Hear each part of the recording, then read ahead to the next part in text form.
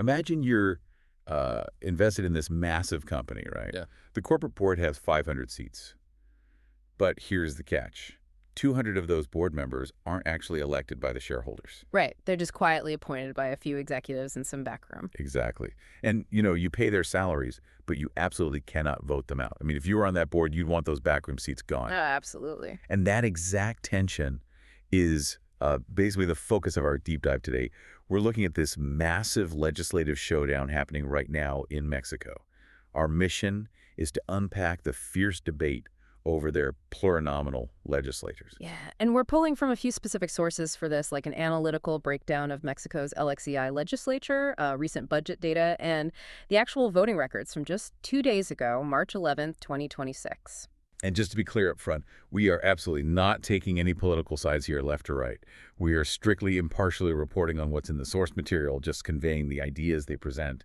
But man, it is a masterclass in how electoral rules totally dictate power. Yeah. So how big is this system? Well, to grasp why there's this massive push to eliminate these seats, which are proportional representation seats, we have to look at the sheer scale. I mean, we are talking about 40% of the lower house. Wait, 40%? Yeah, 200 out of 500 seats in the Chamber of Deputies. And in the Senate, it's a quarter of the chamber, so 32 out of 128 seats.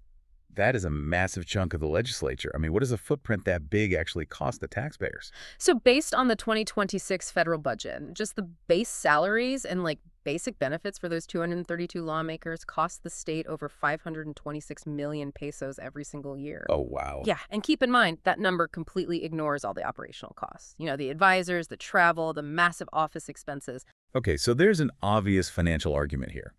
Supporters of eliminating these seats say, hey, that 500 million pesos could be diverted to senior pensions or, I don't know, covering high-cost medical treatments. Right.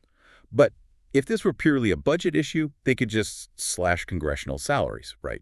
Why push to eliminate the seats entirely? Because, well, the money is really just the surface issue. The core controversy in the sources is actually how these politicians get into office in the first place. Meaning what exactly? So these seats operate on what's called a closed party list. Think of it almost like a sports draft. If a political party wins, say 30% of the national popular vote, they automatically get 30% of these plurinominal seats. So the voters don't even get to choose who actually fills that 30%? Not at all. The party bosses just hand those seats to the people at the very top of their pre-written VIP list. Wow. So it's a backdoor.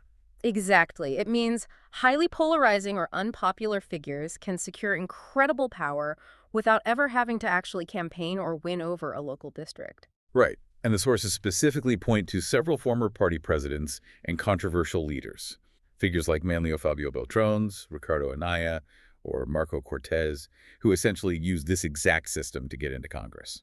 Yeah, it basically acts as a VIP fast pass for politicians who might really struggle to win a direct local election. But, I mean, we have to look at the other side of this.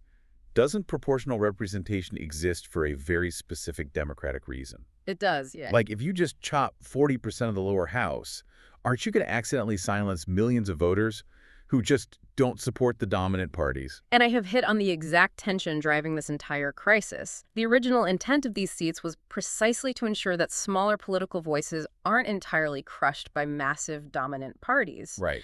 And that debate, direct accountability versus minority representation, is exactly why President Claudia Sheinbaum's recent constitutional reform just hit a massive brick wall. So how was her reform actually supposed to fix this backdoor problem? What was on the table? Well, she proposed forcing every single lawmaker to face the popular vote. Her plan would have eliminated the Senate plurinominals completely, just gone. Okay. And it would have fundamentally changed how the 200 chamber deputies are selected so that nobody gets a free ride. Everyone would have to actually campaign for their seat. But that vote happened just a couple days ago, on March 11th, and it failed. Spectacularly, yes. They needed a supermajority, which is 334 votes in the Chamber of Deputies, but they only secured 259, with 234 voting against it. Okay, so who blocked it? I assume the traditional opposition parties, the PAN, PRI, and Citizens Movement. Yes, they voted against it, which everyone fully expected. Yeah. But here is the massive plot twist that the sources highlight. The ruling party's own coalition partners also blocked it. Wait, really? The ruling party's own allies mutinied? Yeah. The much smaller Labor and Green parties, the PT and PVEM, voted against the president's reform. But The Labor and Green parties only hold a fraction of these plurinominal seats themselves.